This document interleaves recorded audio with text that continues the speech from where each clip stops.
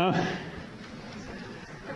in the preceding 3 lectures from Dr. Ramsberg, you've covered a lot of nuts and bolts of inflammation. You went through the vascular responses and cellular responses. I'm sure he painted the glory of macrophages, his favorite cell, and granulomatous inflammation.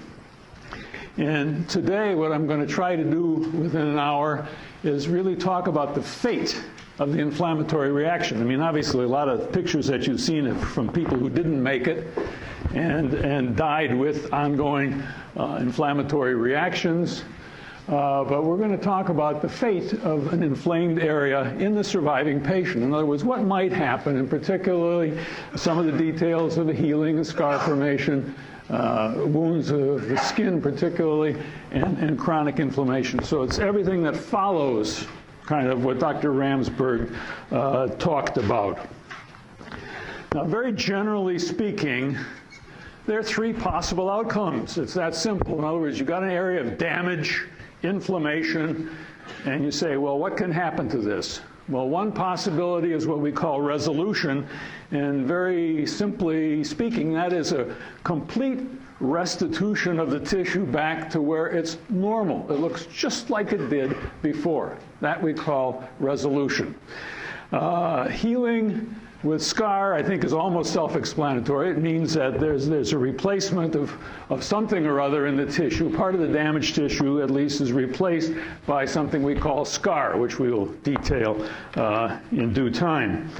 And then a third possibility is that the area becomes inflamed, and it just remains inflamed day after day, week after week, month after month, and even year after year. That's chronic inflammation, and those are the things we want to talk about this morning. Now, to begin with the happiest possible result, that is resolution, the first thing we've listed. This is a situation that can obtain when there's been no necrotizing damage done to the tissue. In other words, imagine any hypothetical tissue. It's gotten inflamed, fluid has poured out into the interstices, inflammatory cells have poured out there, kind of spread the elements of the tissue. But there are many situations where there's no actual destruction of tissue. There's just this inflammatory exudate is expanding the tissue. Now, suppose it's, for example, an infection.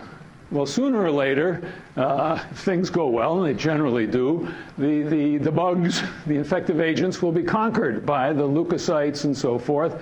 And what happens then is there's no continuing stimulus for more leukocytes to pour out. The vascular permeability tends to go back to normal. The engorgement of the blood vessels gradually disappears. And what happens then is the fluid part of the exudate is resorbed largely through lymphatics. The exudate inflammatory cells break down except for the macrophages, which chomp up any debris that's there. They wander off, and they leave the tissue exactly like it was before. That's resolution.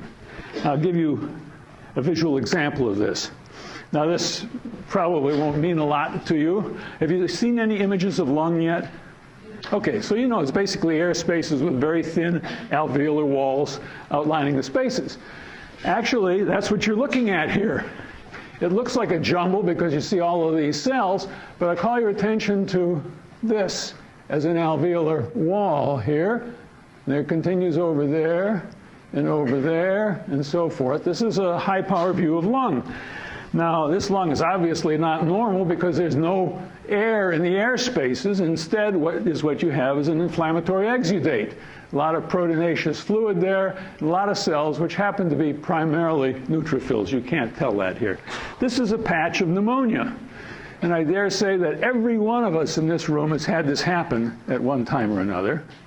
And usually what happens is complete resolution. Used to be that way even before antibiotics. The body just handles that. Now imagine that there are some, let's say, bacteria in here, and these inflammatory cells, the polys and the macrophages, gradually kill off the bacteria. Well, what will happen is that the engorgement of vessels, which you see here, will decrease. The vascular permeability will go back to normal, so there's no more outpouring of fluid. And the fluid parts of this exudate will gradually be resorbed. And the polys break down very, very rapidly, actually, in any exudate, and the macrophages will come along and chew up all this debris, and they'll either go wandering off back into the interstitial tissues, or in the case of lung, you can cough up some of this debris. And since there has been no damage here, really, it's just that the lung has been filled with exudate in this particular area, what happens as all of this resolution process goes on is it returns to that. Basically, what you were looking at here before was this picture filled with inflammatory cells and in fluid exudate. That's resolution. And that obviously is a happy result, and it happens a lot of the time. On the other hand, if tissue has been destroyed, I won't work the lung example too much more, but if alveolar walls have undergone necrosis, so you've got a defect there, then you can't have complete resolution. So if there's been damage, perhaps by the primary insult, or if there's been suppuration, you know all about that now, where tissue is actually liquefied and destroyed, there's been that sort of a destruction of tissue, then something else happens. Very often, or most often, there is replacement of this lost tissue, at least in part, replacement by proliferating connective tissue.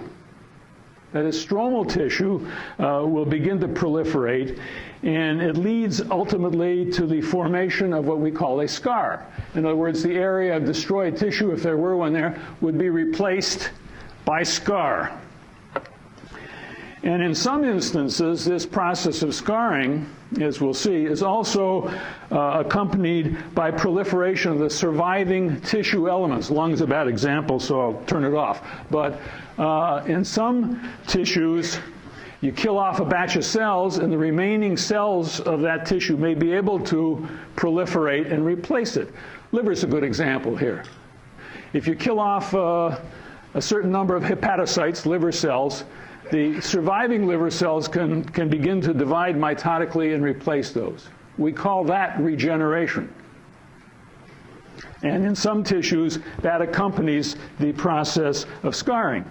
So healing then generally involves scar formation and regeneration in some proportion, depending upon the nature of the injury and, as we'll see, the nature of the tissue. In other words, just how much scar, how much regeneration, if any. First, I want to talk about scar formation. You all know what the word scar means, and I don't know what your concept of it is, but actually scar is really nothing more than a dense, fibrous connective tissue, a tough, fibrous tissue. And what makes it tough and fibrous is its content of a protein called collagen. I think you're probably all familiar with that sort of thing. So a scar then is simply replacement of the area of destruction by this dense fibrous tissue. And the scar actually evolves over a period of time.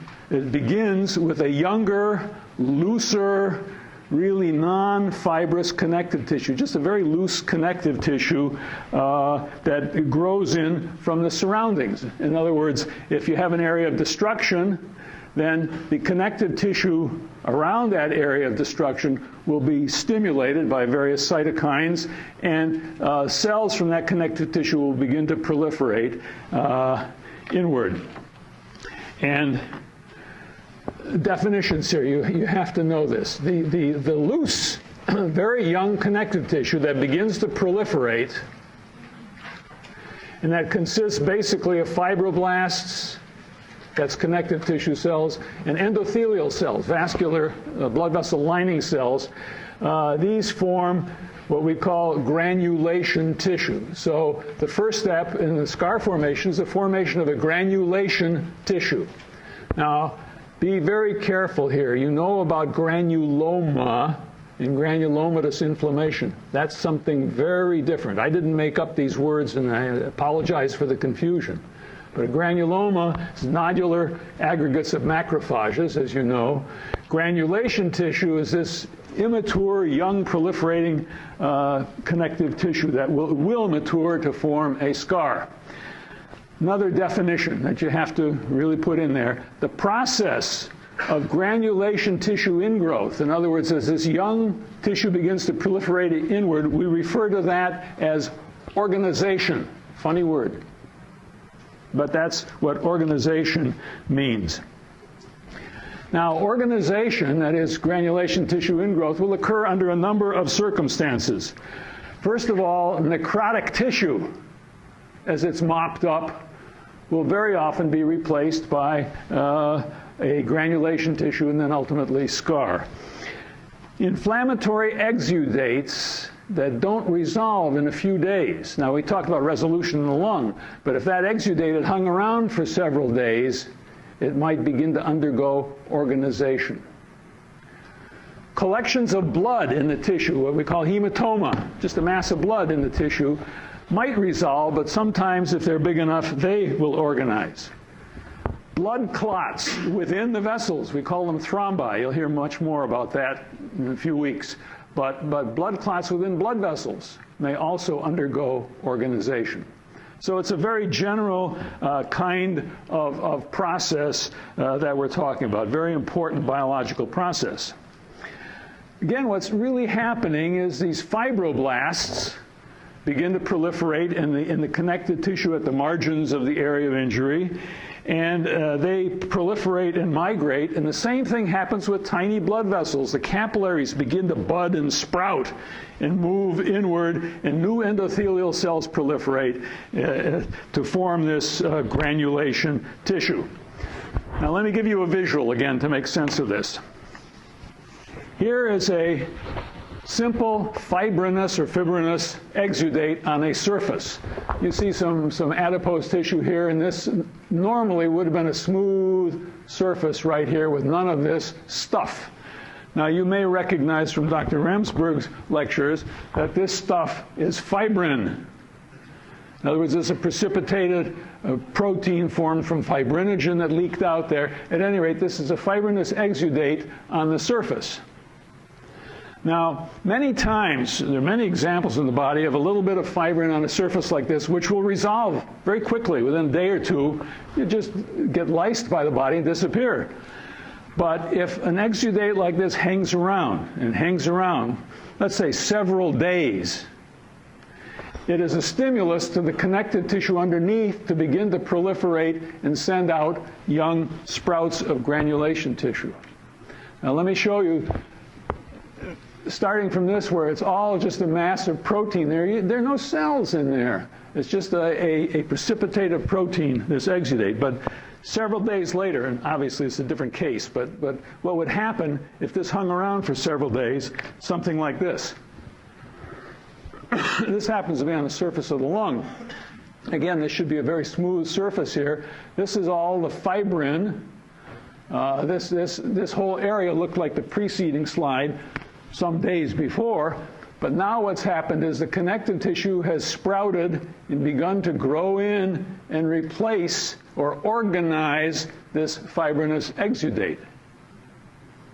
And what this is a very loose, young connective tissue with a lot of proliferating fibroblasts and capillary cells replacing this material. Now, if we looked at a higher power somewhere in there, we might see something like this. This is a very high power and a young granulation tissue, just to show you these spindle-shaped fibroblasts. That's a fibroblast, that's a fibroblast, that's a fibroblast. This is probably a capillary here, more about that later. But here's a fibroblast caught in the act. They divide. It's a very rapid proliferation of fibroblasts, and they're also directionally oriented into where they're going. Same thing is true of endothelial cells. And this is one of my favorite pictures. You can almost see it happening. Here's a capillary, very high power, and you can see it's forming sort of a sprout out here, maybe a sprout out there. There is an endothelial lining cell undergoing mitotic division. Now the story gets a little more complicated. Many of the new capillaries in this granulation tissue are simply budded off of pre-existing capillaries. But there's some evidence that has emerged more recently that stem cells from the bone marrow may actually be involved in producing some of this proliferating endothelial cell population. But one way or another, what you've got is proliferating fibroblasts, budding capillaries, and they are organizing what was this exudate beforehand. Now, if we went back, these are obviously different cases, but if we went back at the end of the first week or so, we'd see something like this. Organization takes time. Your book will tell you that the fibroblasts begin to proliferate within the first few days.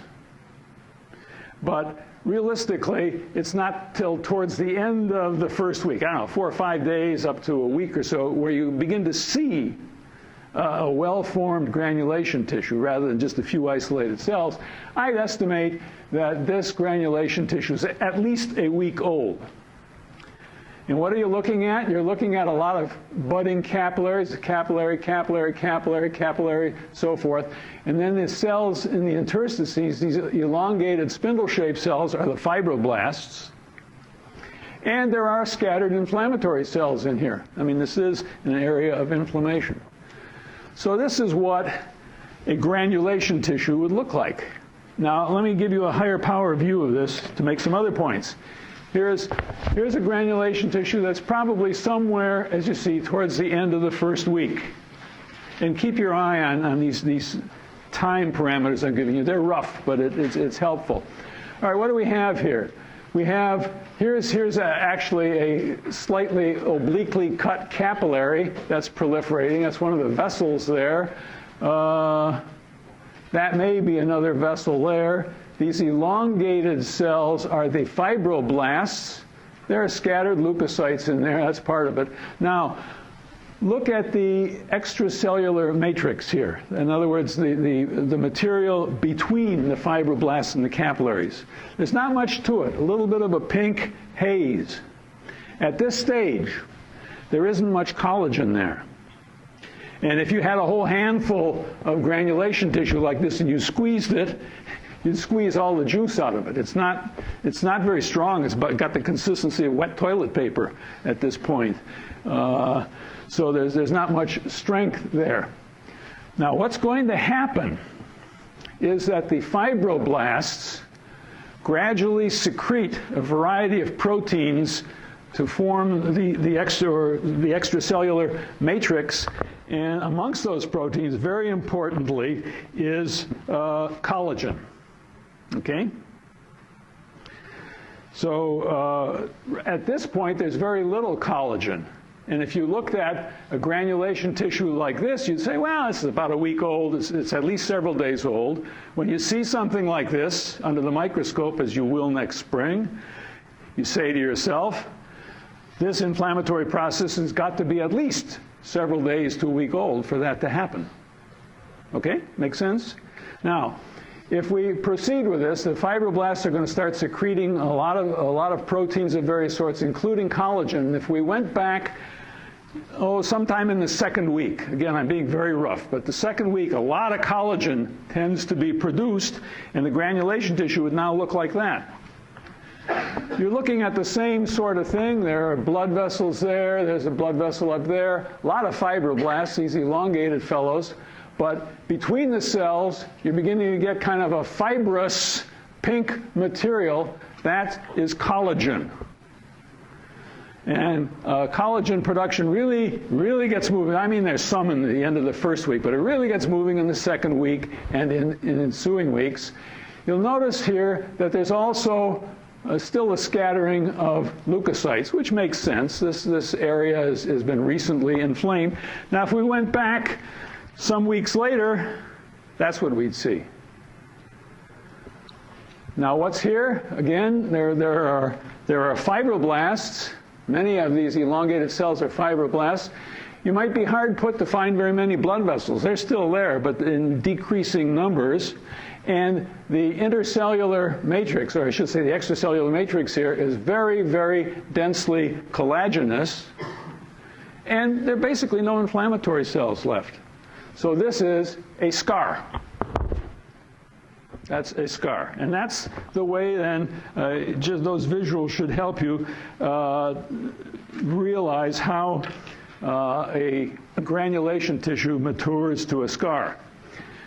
I would suggest that you skim, underline skim, that section of the book that talks, there's a nice discussion in there about the composition of the extracellular matrix and the various proteins, including collagen and some of the chemistry of collagen. I'm not going to test you on that. Read it for background. But what you must know, if you will, is that scar is basically a product of the fibroblasts of what started out as this young granulation tissue. That's where it comes from. It's a fibroblast product. Now, as I mentioned, this process of organization leading to scar formation can occur with unresolved exudates, such as that fibrinous exudate that I showed you. It could occur blood clots, collections of blood, and so forth. And I also mentioned necrotic tissue. And I thought I'd illustrate that very quickly because you're experts on necrosis now from your introductory lectures. And if I asked you, I won't take the time, but you'd all say, oh, this is myocardium. This is heart muscle. And the thing that's abnormal about it is that none of the heart muscle cells have their nuclei anymore, so they must be dead, right? What kind of necrosis? Louder. Sure, this is coagulative necrosis. The blood supply has been shut off. This is an ischemic area. And the first day or two after the insult, the carcasses of the dead cells are still there. There's an acute inflammatory response, as you see, around these carcasses. That's within a few days. Now, you also have learned from Dr. Ramsberg that you start getting out into day 3, 4, 5, more and more macrophages begin to appear. And one of the things they do is start scarfing down these carcasses and clearing off the area. So if we went back towards the end of the first week, you've still got plenty of necrotic carcasses here, but notice that some of them have been cleared away. You can just see vacant space there. And many of these big juicy cells are macrophages chewing away here. And some of the cells just beginning to appear are fibroblasts, some of these elongated cells. And the fibroblasts are going to gradually grow in and replace that dead area as it gets chewed up. Here's a shot from somewhere in the second week, and a lot of fibroblasts in here. Now, you can't even see any of the dead carcasses of the myocardium left. A lot of fibroblasts, capillary sprouts, still some inflammatory cells, and maybe collagen is just beginning to appear there. And if we went back weeks later, this is what you'd have. You'd have a dense collagenous scar replacing the myocardium that had been lost and carted away. Very much the same sequence. Now, one thing you'll notice in this example of necrotic muscle is that I've said nothing about regeneration. In other words, the living muscle at the edges has not somehow suddenly undergone mitotic division and made more muscle cells. That doesn't happen in heart. Now, the good news is that in many other tissues there is regeneration. That is, the actual destroyed structural elements, I mean, if there's some left, they can undergo mitotic division and replace the ones that were lost so that there's actual restoration of at least some of the tissue as well as the scarring. Now, the ability to regenerate like that varies widely between tissues. And I don't want to catalog every single tissue and say 3+, 2+, 4+, and so forth. But you'll learn sort of a hierarchy of regenerative talent. And it runs something like this. If you consider the various normal cell populations in your body, some of them are what are called labile cell populations. And as the name suggests, these are cell populations that normally are constantly coming and going. In other words, in these particular cell populations, there's constant mitotic division at some rate, making new cells for the system, and cells are being lost from the population at an equivalent rate. So it's a constant turnover. Now, in labile cell populations like that, there is splendid regeneration. Now, what sorts of tissues? Well, good examples are what we call epithelial tissues. In other words, tissues that cover surfaces or line cavities. An example would be the epidermis of the skin, the outer layers of the skin, the mucous membrane of the mouth, or the mucous membrane lining anywhere in the GI tract. Those epithelia are constantly turning over. You're making millions of new cells as we sit here and talk. And it's a cinch. In those situations, when there's been destruction, the process has just stepped up a little bit, and these tissues regenerate beautifully. Here's another visual. I like this one. This is an action shot. I have to explain what it is. It's a part of the GI tract where there's been an ulcer, a big hole in the mucous membrane. The hole was over here, and this is a granulation tissue at the base. It's trying to heal. And over here was normal mucosa. And what happens is this normal mucosa is constantly turning over, and when there's a gap produced, some of it's destroyed, the edges of it begin to proliferate, and you can almost, with a little goodwill, see this caterpillar moving across there. This is a good example of regeneration of a surface epithelium. Ultimately, it will cover and meet its buddy from the other side and heal that ulcer. Yes? So why is there granulation tissues that just normally respond to? Yeah, well, what had happened here, I'm moving a little fast, is there was a big chunk of necrosis of the mucosa here. And this was just a reaction to try and heal that. So that when this heals, there'll be a little scarring there, and it will be covered by a regenerated epithelium. So that's an example of a tissue that can regenerate. So many epithelia, labile cell populations, regenerate beautifully. Another example, I won't give you a whole list, another example of a very labile cell population, the cells of the bone marrow. As you probably know, bone marrow produces the various blood elements, and they're constantly coming and going. They don't live forever. It's a very rapidly turning over cell population, and if you destroy part of the bone marrow, but leave part of it, it'll regenerate very, very nicely.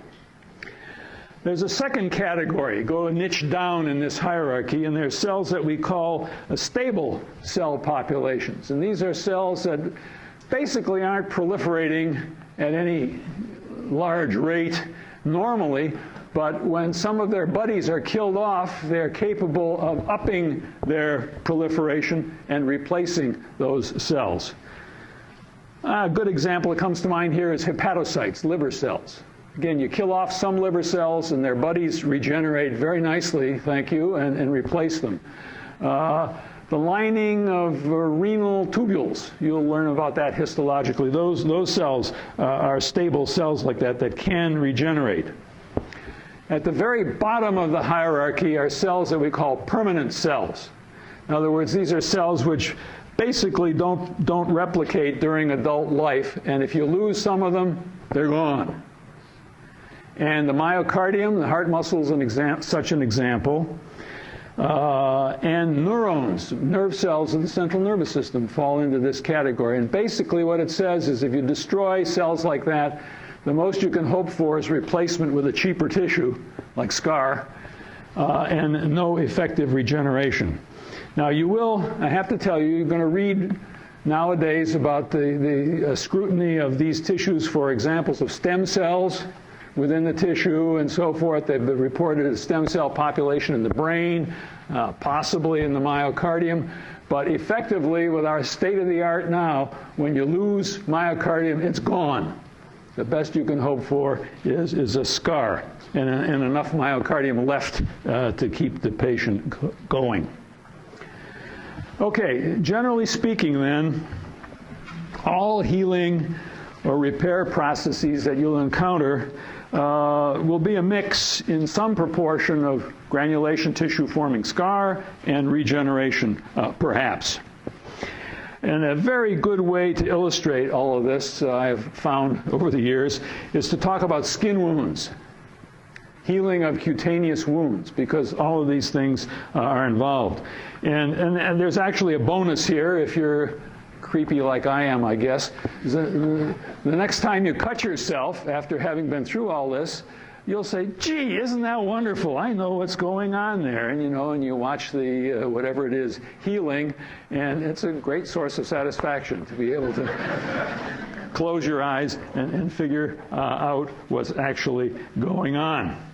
Now, when we talk about healing of cutaneous wounds, we've got an old classification that goes back many decades, where we describe two types of healing. Healing by primary or first intention, or healing per primum, healing by secondary or secondary intention, or healing per secundum, all sorts of words like that.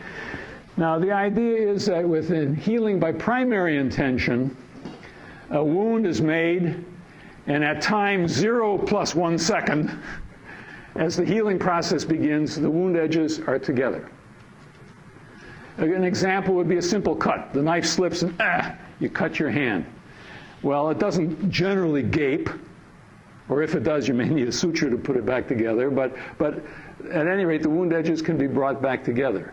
Another example of primary healing would be healing of a simple surgical incision. Surgeon makes a sharp incision, that's a wound, and the wound edges remain together. There's nothing to make them gape, and surgeons frequently will hold them together somehow with sutures or other things. But again, at time 0 + 1 second, you're talking about the wound edges being together.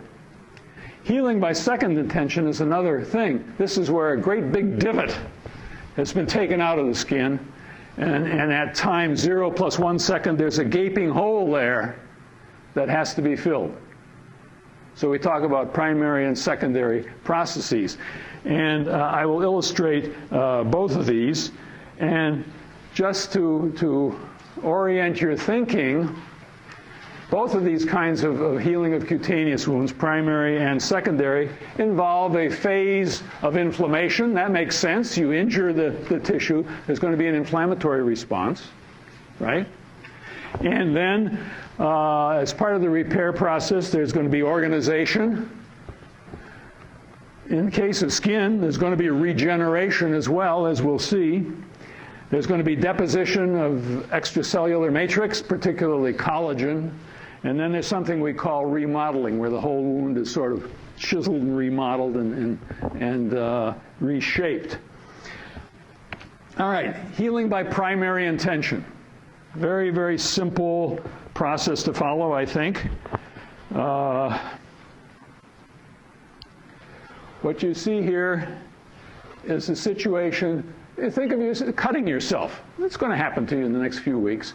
And anytime you cut yourself enough to bleed, you have gone through the epidermis into the dermis, because there's no blood supply in the epidermis. This is the epithelial portion of the skin. This is connective tissue down here. So when you bleed, you've actually gone that deeply. Okay? Now let me make another assumption here. You may be worrying about bacteria and infection and so forth. Let's assume we live in a germ-free world for these purposes. What I'm describing has nothing to do with bacteria being there at all. It can happen in a perfectly sterile environment. All right, you cut yourself, or the surgeon makes an incision. Very shortly after that, the little amount of blood that seeps into the wound, I mean, the blood stops flowing, and you end up with a little line of blood clot in there filling the wound. But in effect, the edges are together. I don't know, they're a millimeter apart, a fraction of a millimeter, with a little bit of blood between them, but they're basically together. What's going to happen, again, completely sterile, is there's going to be an inflammatory reaction. There are a few dead cells there, and inevitably a few dead cells there, and there's this blood clot there. There's going to be an inflammatory reaction that forms around this. Make sense? This is going to happen, within the first few hours, and it's going to build. And within a few days, what's going to happen is organization is going to occur. In other words, the fibroblasts and the capillary sprouts from the adjacent dermis are going to begin to grow in to this blood clot as it's demolished. Now, we're talking about a very fine line of blood clot, so there's not a whole lot of organization to be done, but it's happening. While that is happening, this may be several days out at this point where you've got the beginning organization.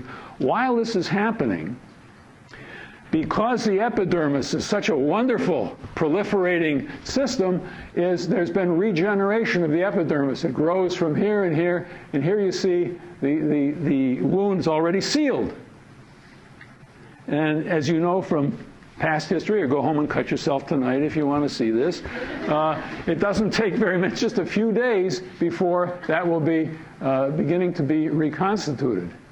And if you go back to all of this, you watch it over a period of several more days and into the second week and so forth, you end up with a very nicely regenerated, remodeled epidermis there and a little bit of scar.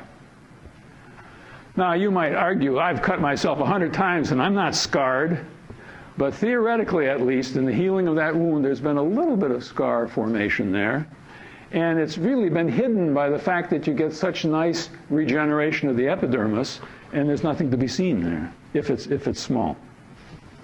And that's basically the way things go in the healing by primary intention. Again, you've got inflammation there, you've got organization there, you've got scar formation there, you've got regeneration of the epidermis. And something I haven't talked about is remodeling. I don't want to get into that, but basically there is degradation of extracellular matrix and addition of new extracellular matrix. And one of the properties of scar is over time it contracts and gets smaller and denser. That's sometimes referred to as contracture of scar. But that's a property of scar formation. All of that leaves you with very, very little defect. If it's a bigger incision, like a surgical incision, you may end up being able to see a little bit of color change underneath because the vascularity of that patch of dermis is not the same as that, and you may be able to see a little bit of a line. But that's basically what happens. Now, healing by second intention differs mostly quantitatively rather than qualitatively. In other words, before I put on the diagram, you'll predict there's going to be a phase of inflammation, there's going to be a phase of organization, there's going to be regeneration, remodeling, and all of that. But there are going to be some very important quantitative differences. All right, here's healing by secondary intention. The original injury, whatever it is, takes out a big block of tissue. In other words, you cut a divot out of there, which in the early moments will fill with blood, and you'll have a blood clot there, very much like the primary wound.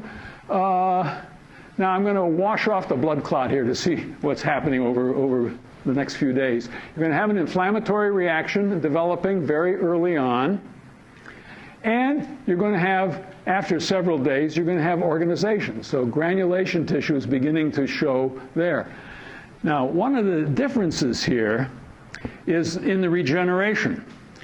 You'll recall in the simple incised wound, regeneration was sort of roofed over the defect within a few days.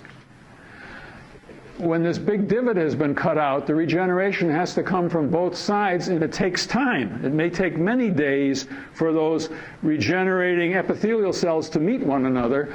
So there is a period of time here when actually you can look at the granulation tissue and see it at the bottom of such an open, gaping wound. But still, qualitatively, it's no different than primary healing. You've got inflammation followed by organization with regeneration. And then, if you go back at the end of a sufficient time, regeneration has been such that the area is roofed over and you've got scar.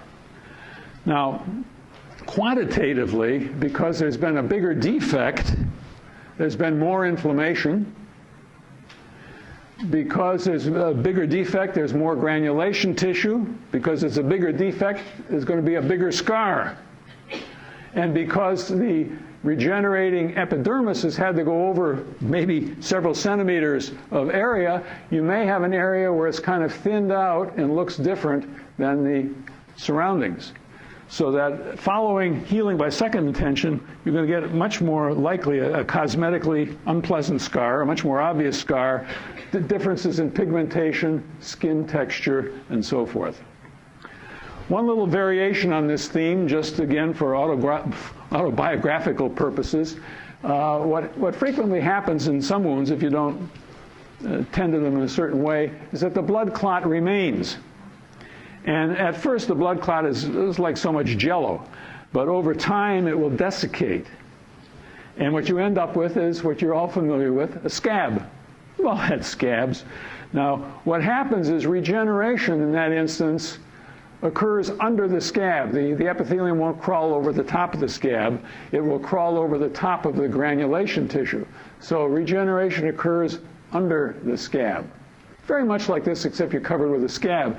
And I'll bet every one of you has had a scab that you've gotten tired of looking at, and you hook a fingernail under there, and you hook it off, and oh, damn, it begins to bleed. Because what you've done is unroof that little bit of granulation tissue there, and then if you're patient over the next few days, it will cover up, and so forth. So you can see that there are quantitative differences, but really no particular qualitative differences. But there is one exception here. There is one phenomenon that is absolutely unique, by definition, to healing by second intention. And that is something we call wound contraction. Now that's different than the contracture of the scar that I commented on. That scar gets smaller with time. We're talking about contraction of a wound. And this is a process whereby the wound edges in an open wound are gradually drawn together by things going on in the wound. In other words, you start out with a gaping hole, which you don't have in primary healing anyway. So with a healing by second intention, you got a gaping hole, and the edges may be drawn together magically by this so-called wound contraction. And let me illustrate it for you in a furry little animal, a guinea pig. This is the situation. This animal was obviously properly anesthetized, and a big hunk was cut out of the skin. Epidermis, dermis, right on down to the superficial fascia there. Big gaping hole was cut. Now what the investigators did was tattooed the edges of that hole. These are tattoo marks. You with me? Now, if it were all simply a matter of regeneration and granulation tissue and so forth, at the time it was healed, you'd expect to see the tattoo marks out here and a regenerated epithelium there. Make sense? What actually happens, if you go back, this was about 2 weeks later, lo and behold, the doggone wound was closed, but the tattoo marks are kissing each other, which means that something has caused that hole to be drawn shut. And that something has been a matter of a lot of study. And what I can tell you in summary is that the cells that are involved in pulling that wound together are the fibroblasts of the granulation tissue. And some of the pulling together has to do with fibroblast motility as they move around the environment there. And then actually, a little later on in the process, some of these fibroblasts actually develop contractile properties, and they are referred to as myofibroblasts. But one way or another, these fibroblasts and myofibroblasts actually pull the wound shut. Now, biologically, that's a great thing, except it's a two-edged sword. It's a mixed blessing. You can see that with the wound pulled shut like that, there's less regeneration that has to occur of the epidermis to close it up, because now it's a very narrow gap rather than that yawning hole. And there's less scar to be formed with this, and you'd say, well, that's a good deal. The bad deal is that this may distort the body part. This whole process of jacking the skin around like that may cause some distortion. I have to tell you that wound contraction like this is much more prominent in experimental animals, but it does occur in your fellow human beings. You will see this in the surgery department when it becomes your lot to change a dressing daily on an open wound on some patient. The thing will close up. It's amazing how it happens. So this phenomenon of wound contraction is what really sets secondary healing apart from primary healing. The rest of the changes are just quantitative.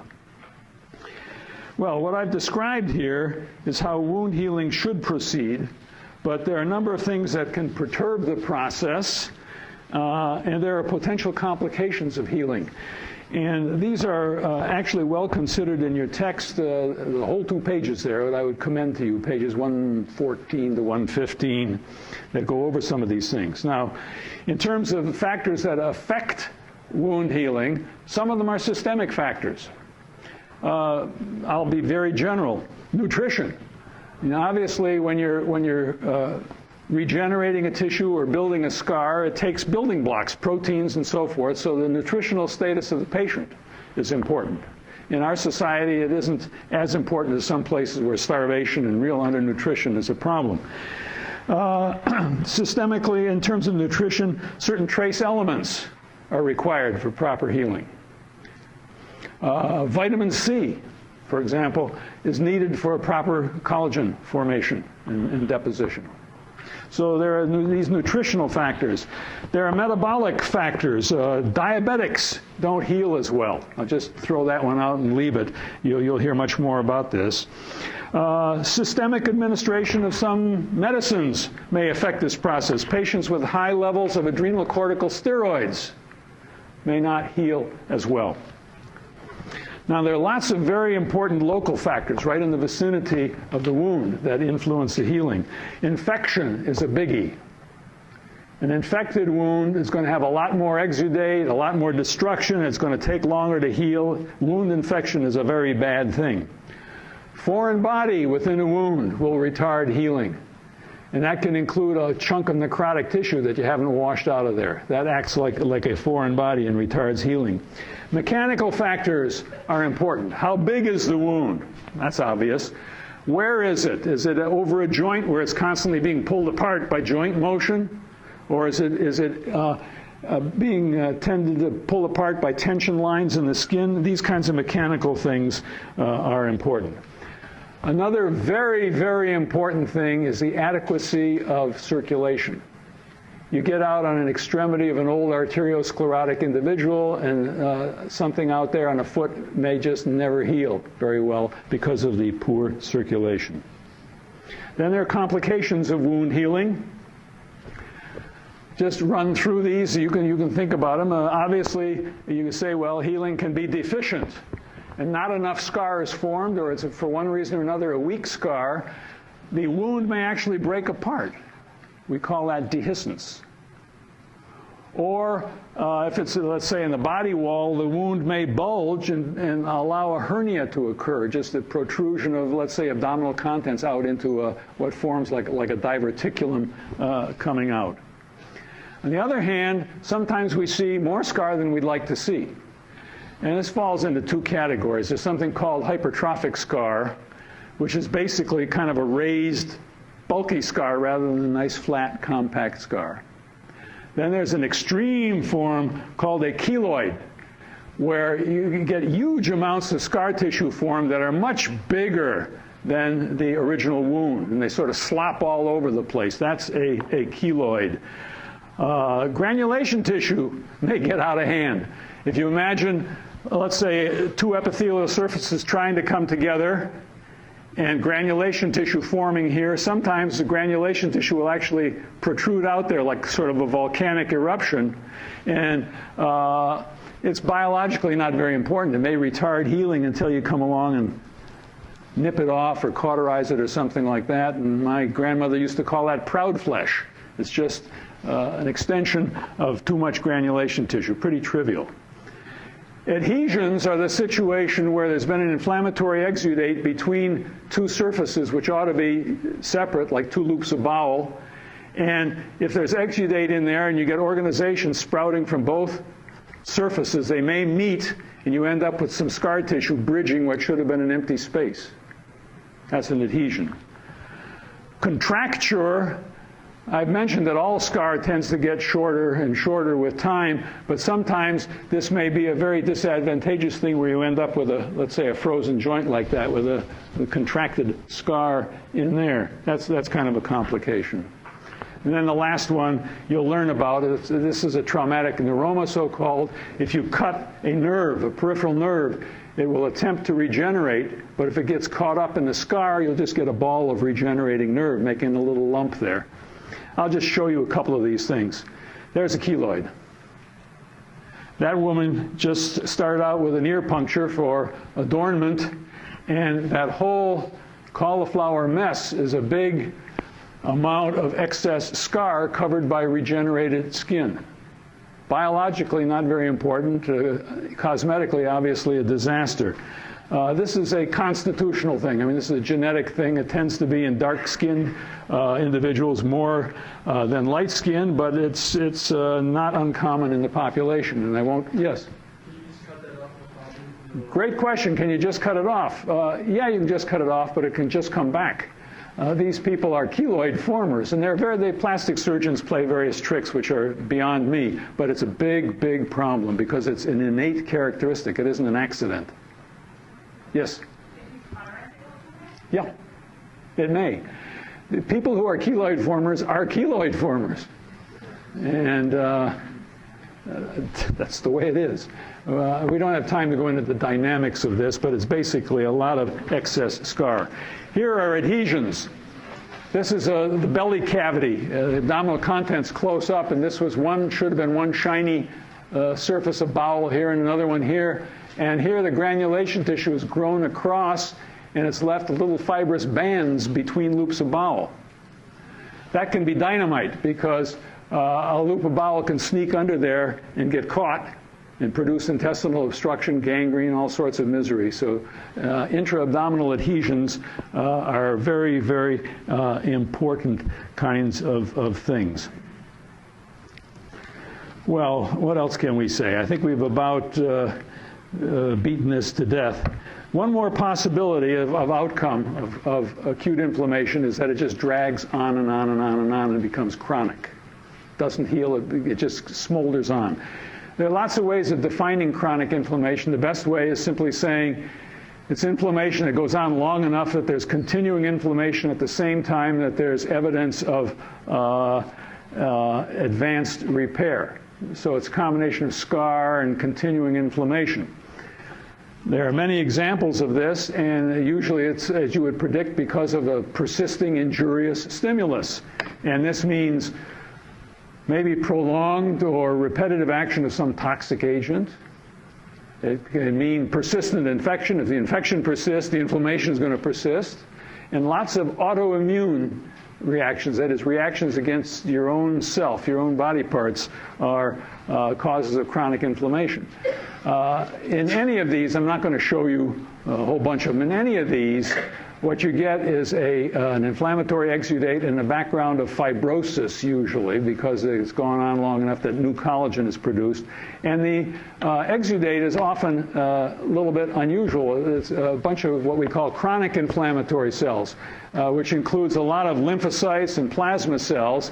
And there are some polys here. You can see the polys around some of these blood vessels. Oh, there's some polys over here. But most of these cells are lymphocytes and plasma cells that we think of as chronic inflammatory cells. Many macrophages in that population, these big fellows. So macrophages are very important players. And you know that granulomatous inflammation, massing of macrophages, that is a form of chronic inflammation. There are many other forms, such as you see here, but that's the general notion of chronic inflammation. All right, I've kept you over a few minutes, but I'm done. Just a comment. Everything that Ramsberg has said so far and everything that I've said so far deals with the inflammatory reaction in a local area. I would just like to flag your attention, and other people will take this up in subsequent months, that with an acute inflammatory reaction going on locally, there are some systemic things that are happening. And we sort of lump those under what we call the acute phase response. In other words, it's not just local, it's systemic. The white blood cell count goes up. I think you're all aware of that. You have an inflammatory area. There's a signal to the bone marrow. It sends out more white cells, and it revs up its process. Leukocytosis, an increase in circulating white cells. Fever is one you're all familiar with. Then there's the fact that the liver, particularly the liver, synthesizes a variety of proteins as part of this acute reaction. Such things as something you'll learn as C-reactive protein, CRP. It's used as an index in the laboratory of whether inflammation is going on. Fibrinogen is produced in excess. That's an acute phase protein and so forth. And then there are many systemic effects. Pulse rate goes up, blood pressure may go up, feelings of loss of appetite, and on and on and on. Those are all part of an acute phase response. And you'll hear lots more about that. Well, that's it for inflammation. We're going to leave this topic. As you review your notes, review the book and so forth, keep your eye on the ball. We've listed, I won't read these off, but we've listed at the end of your notes what Ramsberg and I hope that you retain from all